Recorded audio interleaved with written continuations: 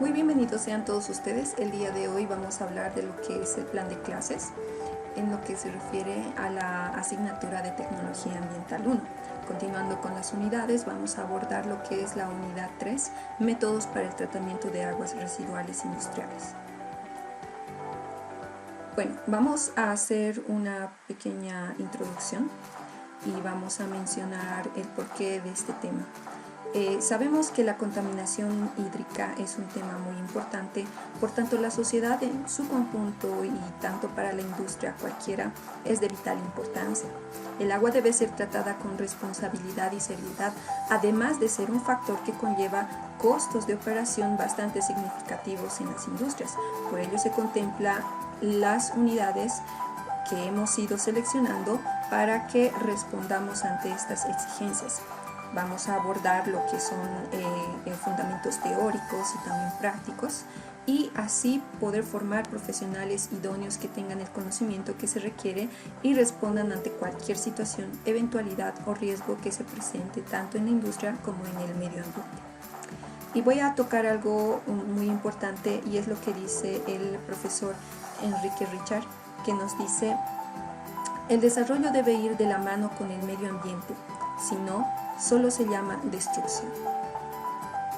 Quedándonos con ese pensamiento, abordamos lo que es ahora nuestro índice, lo que vamos a contemplar dentro de esta presentación. Vamos a hablar de lo que es la tecnología de membranas, la ósmosis inversa.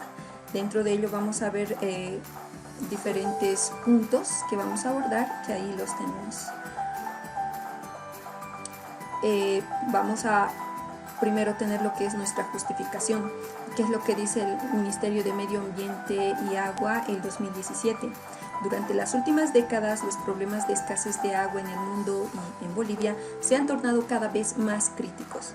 El crecimiento urbano y mejoramiento de los sistemas de riego, la contaminación de las fuentes hídricas y la degradación de las cabeceras de las cuencas han dado lugar a una creciente escasez y conflictividad hídrica. Podemos observar aquí en la fotografía que tenemos una escasez presente en lo que ha sido el año 2016. Estos factores y esta situación nos hace pensar qué es lo que está sucediendo con el agua a nivel nacional. Estos se ven afectados tanto con la actividad minera e hídrica.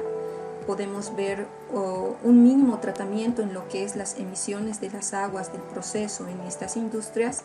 También tenemos a la ciudadanía en los grandes departamentos con un consumo desconcientizado y desmedido, sin hacer el control y poder así tal vez de alguna manera aminorar lo que es la contaminación hídrica. Vayámonos a lo que se ha hecho un estudio el año 2014 por diferentes personalidades, entre ellas está el señor Calvo, que nos dice que el año 2008 se ha hecho un estudio en el que se pueden ver el índice de escasez del agua en Bolivia.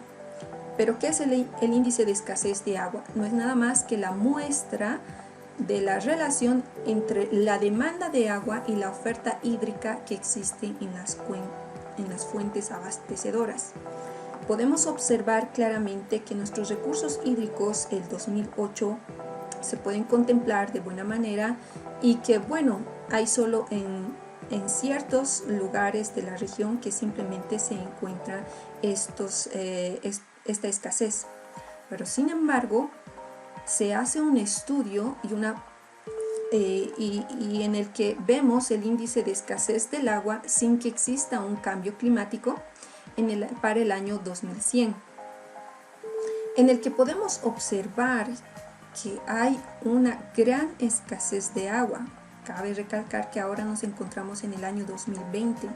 Sin embargo, podemos observar que nuestras cuencas hídricas van reduciéndose de gran manera. Entonces, esta proyección no es tan alentadora como nosotros vamos observando, y actualmente nosotros vemos esta situación cada día más crítica. Entonces, nosotros tenemos que ser conscientes como profesionales qué es lo que vamos a hacer y qué medidas son las que vamos a tomar. Bien, ahí podemos observar diferentes informaciones de lo que sucede en nuestro país y de lo que ha sucedido. Podemos observar que el año 2016 en Bolivia ha habido una escasez de agua y tanto una contaminación minera. Podemos observar también dentro de los periódicos que también se reportan muertes y peces y cangrejos por fuga de hidrocarburos en Tarija. Hay un lago y 16 ríos contaminados en Bolivia, y los periódicos nos muestran así cada día información. Esto les estamos hablando entre el año 2015, 16, 17 hasta el 2018, pero observemos en esta fotografía, esta es de este año, en la que actualmente se encuentra nuestros departamentos en Sucre y Potosí con una gran escasez de agua. Y para rematar, entre comillas, tenemos lo que es el agua comienza a cotizarse en Wall Street debido a la escasez. Entonces ya se están tomando medidas que a la vez favorecen y desfavorecen a la población en su conjunto, porque una vez que esto empiece a cotizarse, imagínense cuánto podría costar el consumo de agua por persona. Entonces vayámonos a pensar y a reflexionar que estos temas son muy importantes para poder observar. Nosotros como profesionales tenemos que saber encarar esta situación. Bien, dentro de lo que ha sido esta introducción, por los motivos y por las justificaciones que hemos podido observar, entonces muchos profesionales se toman el interés de poder realizar ciertos sistemas de experimentación, como podemos observar en este primer gráfico, y podemos ver cuáles son las medidas que podemos adoptar. Entonces vamos observando que también se han podido hacer sistemas de experimentación, sistema en campo, y para poder llegar a lo que es un sistema integrado de desinfección y separación. Pero ¿qué es desinfección y separación? Habíamos visto que tenemos diferentes tipos de membranas en la anterior unidad, y ahora sí vamos a hablar de una membrana en específico, como es la ósmosis inversa, la cual nos ayuda a obtener agua de gran calidad, ya sea para un consumo humano como un consumo de riego. Entonces, dentro de lo que es nuestro elemento de competencia en este plan de clases, nosotros vamos a hacer lo siguiente: vamos a evaluar los métodos de tratamientos de aguas, considerando aquellas que se aplican en la industria y en las plantas de tratamientos de aguas. Bien, ¿qué son las membranas? Las membranas se consideran como una barrera. Es una región de material inerte, orgánico o inorgánico, que actúa de barrera, es como una pared entre dos fluidos, que permite permear o retener sustancias específicas, según Macanaz de Benito. Entonces, ¿qué sucede aquí? Nosotros podemos observar que tenemos una muestra de agua, un efluente de agua que está muy contaminada, pero sin embargo existe esto que se llama una membrana, y esta membrana actúa como una pared de separación. Lo que hace es retener, pero dependiendo del tamaño de partícula y tamaño de poro que existe en esta membrana, podrá retener ciertas partículas. Por ejemplo, en esta primera membrana, que se llama la microfiltración, por eso viene de MS, la microfiltración, nosotros tenemos lo que es la separación de arena, de barro, de sustancias orgánicas no disueltas. Dentro de lo que es la ultrafiltración, que estamos hablando del tamaño de partículas más pequeñas que la microfiltración, podemos separar lo que son partículas suspendidas, turbidez coloidal, emulsión de aceites. si seguimos aplicando más barreras o más membranas, lo que nosotros vamos a ir va a ser retener aún más lo que son las macromoléculas, las bacterias, las células, los virus y las proteínas. Aquí estamos hablando de lo que es la nanofiltración, estamos hablando de tamaños de poros del tamaño nano para poder separar lo que son virus y bacterias. Después tenemos lo que es la ósmosis inversa, en inglés es reverse osmosis, en la que nosotros tenemos membranas. El tamaño de poro es mucho más pequeño, y con estas sí ya somos capaces de retener lo que son los compuestos orgánicos de bajo peso molecular y lo que son los iones de carga múltiple. Entonces, como ven, este proceso ha hecho de que nosotros podamos obtener un agua de buena calidad, un agua filtrada, reteniendo así todas las partículas indeseables. Entonces vamos viendo que las membranas han trabajado de una manera óptima para poder obtener este resultado. Cabe recalcar que estos son diferentes fases de las que vamos viendo de retención, y aquella que remata para poder ser un agua de consumo humano o de consumo en riego es lo que se llama la ósmosis inversa. Entonces, estas logran separar también lo que son los iones. Ya estamos hablando de tamaño de partículas súper pequeñas, porque estamos hablando de iones de carga simple. Entonces, dentro de lo que es la clasificación de membranas, nosotros, según su naturaleza, tenemos membranas inorgánicas, que están hechas a partir de arena, de arcilla, y lo que son membranas orgánicas, que dentro de estas están lo que son compuestos como los poliméricos, por ejemplo, y lo que tenemos las ósmosis inversa. Pero vayamos a algo muy importante, que es en nuestro punto, y es lo que vamos a estudiar, lo que es la ósmosis inversa. ¿Qué es la ósmosis inversa? No es nada más que un sistema de filtración, que ya lo habíamos visto, de agua que funciona mediante el uso de la presión, con la fuerza de esta presión se reduce el agua por una membrana semipermeable, desde una solución menos concentrada a una solución salina que tiende a equilibrar las concentraciones. Pero vayamos a ver qué es lo que sucede aquí en este proceso. Por ejemplo, nosotros aquí tenemos el proceso de ósmosis inversa. ¿Qué sucede? Nosotros sometemos, aquí tenemos una gran cantidad de moléculas de sal, y ¿qué sucede? Nosotros sometemos una presión a este lado, que tiene menos concentración de partículas, y sometemos ahora en reversa una presión en la que va la concentración de partículas mayores a una menor. Entonces ya podemos obtener lo que es el agua clarificada, el agua pura. Entonces a eso se llama ósmosis inversa.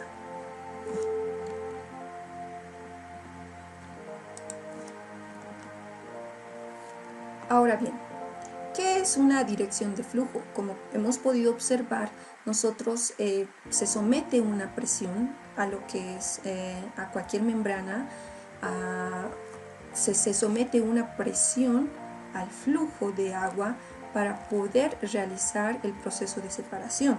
Nosotros tenemos en este caso lo que es la filtración tangencial. La filtración tangencial también es conocida como filtración de flujo cruzado, y es un proceso de separación. ¿En qué consiste? Nosotros podemos observar aquí que existe nuestra membrana. En este caso, nosotros sometemos un flujo de alimentación en el que va sometido con una cierta presión. Esta a su vez realiza un flujo tangencial, o como se llama, un flujo cruzado sobre la membrana, y esta a la vez va ya separando lo que son el permeado y el retenido. Entonces nosotros vamos observando lo que ya está separado y lo que está permeado. Entonces a eso es lo que llamamos nosotros filtración tangencial. Bien, Dentro de lo que es la aplicación de la ósmosis inversa, nosotros vamos a considerar algo muy importante, lo que es la aplicación para el consumo, ya sea de riego o ya sea para el consumo humano. Entonces podemos ver que estas se pueden aplicar tanto en desalinización de agua. Cabe recalcar que en muchos lugares existe gran cantidad de agua, pero salada. Entonces lo que nosotros tenemos que hacer es separar esta cantidad de sales. Y como habíamos visto en nuestro gráfico anterior, quien ayuda a separar partículas muy pequeñas, hablando de iones, es la ósmosis inversa. Entonces este proceso nos ayuda a obtener agua ya desalinizada. Entonces también cabe recalcar que la ósmosis inversa se utiliza tanto en empresas farmacéuticas y de alimentos como es en la producción de jugos. Pero vayamos a ver algo muy interesante, cómo es la estructura, cómo está formado lo que es la ósmosis inversa. Este es un proceso muy interesante en la que también se realiza una alimentación, que puede ser en este caso la alimentación de agua salada, pero vayamos viendo. Esta es nuestros polímeros que están dispuestos de esta forma, cada uno tiene diferente espesor de capa, estamos hablando de aquí de 0,2 micrones, entonces son capas muy delgadas, pero a la vez variantes. Entonces estas se dispone y a la vez son sometidas por otro tipo de mallas en la que se puede hacer el flujo. El flujo va atravesando lo que son estas mallas, lo que son estas membranas, y cada vez se estructura, vamos a consolidando más, en la que podemos observar que las partículas, como habíamos visto el flujo cruzado, van reteniéndose. Entonces estas se retienen de esta manera, va pasando el flujo, pero cuando vamos observando que el flujo va atravesando, aquí se quedan retenidas las partículas, lo que necesitamos separar. Entonces, una vez separado, nosotros tenemos dispuestos una cantidad de membranas tubulares en las que nosotros vamos armando y vamos disponiendo ya la cantidad necesaria que vamos a necesitar para obtener un concentrado o en la salida una concentración mínima de sal para poder estar dentro de los estándares de consumo. Entonces podemos disponerlos, miren, podemos observar que aquí tenemos diferentes disposiciones en cuanto a volúmenes de membrana, y bueno, cada uno va haciendo una retención cada vez. Aquí es una retención mayor, estamos hablando de un 65% de extracción, y vamos observando que en este segundo módulo nosotros tenemos un 10% de extracción, y ya para este último módulo tenemos un 5% de extracción. Entonces, como quien dice, vamos a purificar, vamos a retener mayor partículas en estos módulos. Entonces ya el agua filtrada va pasando y vamos obteniendo ya concentraciones de aguas mínima en cuanto a sales y a partículas que no deseadas. Bien, dentro de lo que son ahora los problemas de aplicación, para poder resolverlos, nosotros necesitamos sostenernos bajo fundamentos teóricos, y también dentro de ellos lo que son las ecuaciones. Ahora vamos a observar lo que es la ecuación de Hagen-Ponsonville, en la que nosotros podemos ver la permeabilidad del agua, representado por este L sub H, en la que podemos ver que no es nada más que una distancia recorrida sobre segundos y con una cierta presión. Entonces nosotros vamos a observar que esta ecuación está directamente proporcional a lo que es el flujo de volumen de permeado e inversamente proporcional a lo que va a ser nuestra variación de presión. Sin embargo, esta a su vez es igual a la porosidad de la membrana que se tiene, también directamente proporcional a lo que es el radio hidráulico, Y lo que tenemos es el espesor de la membrana y la viscosidad del agua. En ello también vamos a observar lo que es la resistencia al ensuciamiento. Nosotros, representado por este FR, es un porcentaje de resistencia, es cuánto esta membrana va a tolerar y cuánto vamos a obtener de ensuciamiento. Esto está en función a lo que es el flujo de volumen de entrada menos el flujo de volumen de salida sobre lo que es el flujo de volumen de entrada. Entonces, gracias a eso nosotros vamos a observar cuánto es la resistencia de ensuciamiento. También vamos a observar lo que es el coeficiente de retención. Este coeficiente de retención no es nada más que la diferencia entre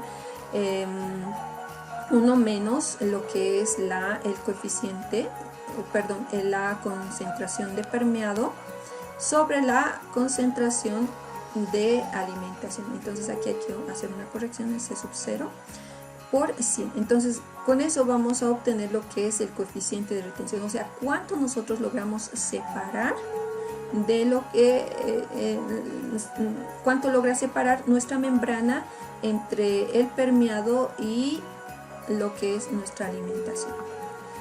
Bien, nosotros dentro de nuestro plan de clases vamos a resolver un cuestionario en la que tenemos preguntas teóricas y prácticas, y dentro de lo que es nuestra pregunta práctica nosotros tenemos un problema.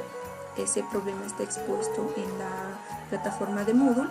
Entonces dentro de ella está lo que es este cuestionario, es el punto número 3, en la que nosotros vamos a resolver esto. Hemos visto la parte teórica, hemos visto la importancia, hemos visto las ecuaciones que nos van a ayudar a resolver lo que son problemas de membranas y más referidos a lo que son la ósmosis inversa, y dentro de ello nosotros tenemos este problema que lo vamos a resolver en la siguiente clase, pero considerando ahora que tenemos las herramientas, el motivo, el objetivo para poder resolver estos problemas. Entonces a la siguiente clase nosotros resolvemos estos problemas que van a estar presentados en lo que es en la plataforma Moodle.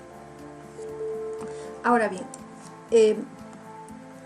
nosotros llegamos a la conclusión de que es importante conocer lo que es la ósmosis inversa, ya que esta nos ayuda a separar y a obtener agua de gran calidad, ya sea para un consumo humano o ya sea para un consumo de riego. Entonces, en el desarrollo de esta clase hemos podido observar los fundamentos teóricos, la importancia del cuidado del agua, y hemos podido observar la aplicación de la ósmosis inversa, cómo trabaja esta y cómo podemos obtener agua de buena calidad. Dentro de lo que son nuestras actividades durante en este clase, para nuestro plan de clase, nosotros tenemos estas actividades que la vamos a desarrollar, que es una actividad individual en la que tenemos una resolución de cuestionario que les había mencionado, que va a estar en la plataforma Moodle. Vamos a tener una prueba escrita después de resolver ese cuestionario. Vamos a tener, esta prueba escrita va a ser tanto teórica y de problemas aplicativos. Y también vamos a tener otra actividad que es una actividad grupal, que es acerca de la investigación de tipos de membranas, que esta va a estar la rúbrica correspondiente en la plataforma Moodle. Y a la vez, después de la entrega, vamos a hacer la defensa de esta investigación bajo una lista de cotejo y un registro de observación. Bueno, si no hay más, esto ha sido todo por hoy. Muchas gracias por su atención, y alguna pregunta me la hacen conocer.